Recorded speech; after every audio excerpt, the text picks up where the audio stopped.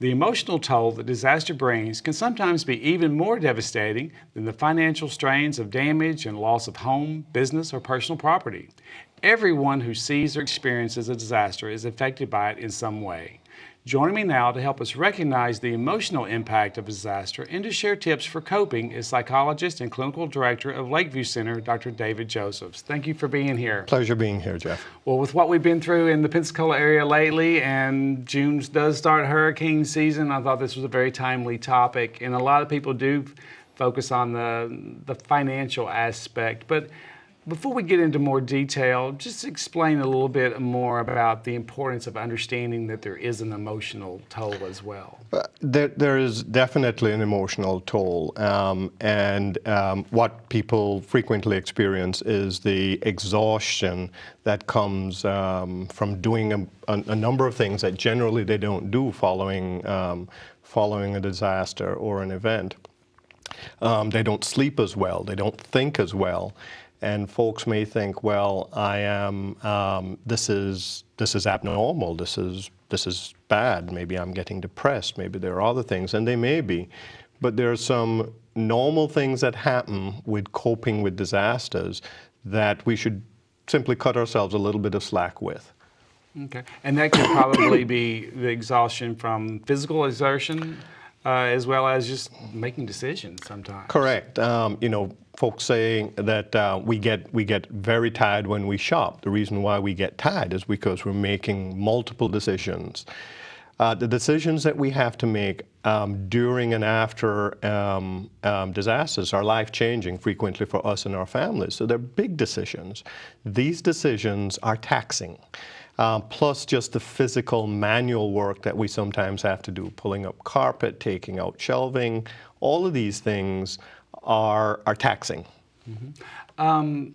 Is it important to remember that, I'm sure like in most other situations, not everybody copes in the same way? Not everybody copes in the same way, and I'm glad you asked and mentioned that, Jeff, because one of the things with disasters, and I think there's an assumption that most folks who experience disasters will have bad things happen to them. The research and the data really for the United States is that about 50 to 60% of people in the United States will experience some significant traumatic event. Only between 5 and 10% of those people actually develop PTSD type symptoms or trauma symptoms.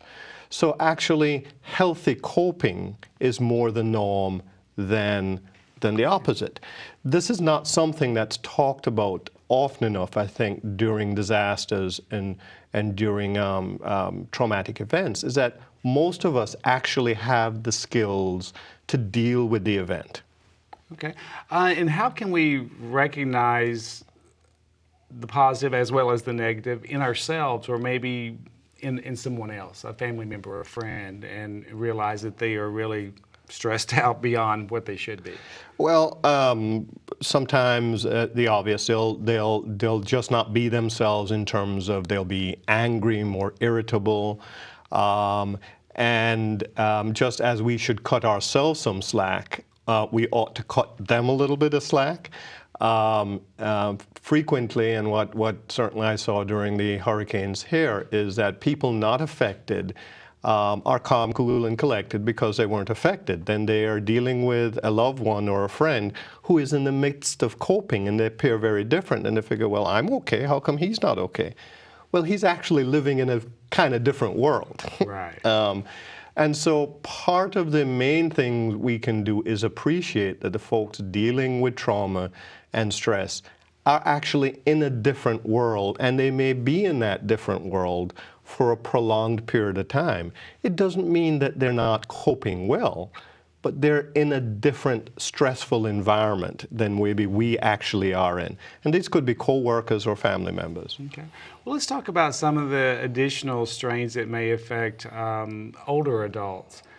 Maybe someone who has been in that house for their lifetime with a spouse, has a lifetime worth of photos and everything, is very attached to that familiar environment, and maybe can't pull carpet themselves. Tell me a little bit about the extra frustrations and feelings that might be typical in an elderly person for whatever reason. For the elderly, just like us, being involved, being in control is actually a protective factor for managing and coping with stress. So to the degree that we can get elderly individuals involved, even in planning how to deal with a disaster, that's an important thing. Excuse me. For the cohort of the baby boomers, we actually have an advantage. Baby boomers have dealt with a fair amount of trauma over the last 30, 40 years. So they actually probably have, or I should say we probably have, more muscle than scar tissue in terms of dealing with traumatic events. Use some of that skill, some of that muscle that this group of individuals have. Yeah, I've heard that too, that they're more resilient because they have been through as much. But the depression does set in, and it can set in. And so how would that maybe differ from some other cognitive issues, or does it complicate things? It can complicate things. And again, with the theme of cutting people a little bit of slack, when we are older and we become more forgetful, folks may think that this is a neurological issue, a brain issue related to aging. Traumas are taxing mentally, whether you're 20 or you're 18. Don't assume that that cognitive issue is dementia.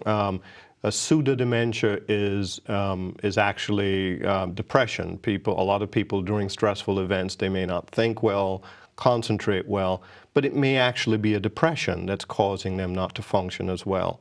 And so don't jump to the conclusion that the person is becoming senile or demented. Mm-hmm.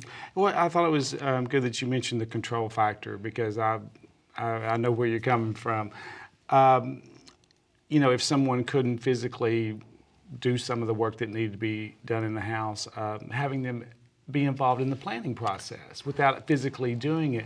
What are some other positive tips for coping and making it a positive? And I like the way you said that this can be a positive thing. How can we make sure that or try to make sure that it is a positive outcome? Well, it's kind of like, I think, dealing with traumas, and particularly for us in Florida, and maybe here particularly in Gulf Breeze, Pensacola, we will have potentially hurricanes and storms and floods. This doesn't have to immobilize us. Just like with colds and with flus, we can inoculate ourselves against those things. To a degree, we can inoculate ourselves against stress by planning. Have a check sheet. Prior to hurricane season, I'm going to do these things. I'm going to have this amount of money. The psychological inoculation is, you know, I dealt with these very, very stressful events 15 years ago. Here's what I did. I got through it. I used my supports. I planned things in advance. These are some of the inoculating things that particularly seniors may be more adept at doing. And I guess an encouragement to family members who have older parents, don't disconnect them. They may actually have some tools that you don't have in dealing with the disaster. That's great advice. Well, thank you so much for being here, because it's very timely and it's very important. Thank you. My pleasure.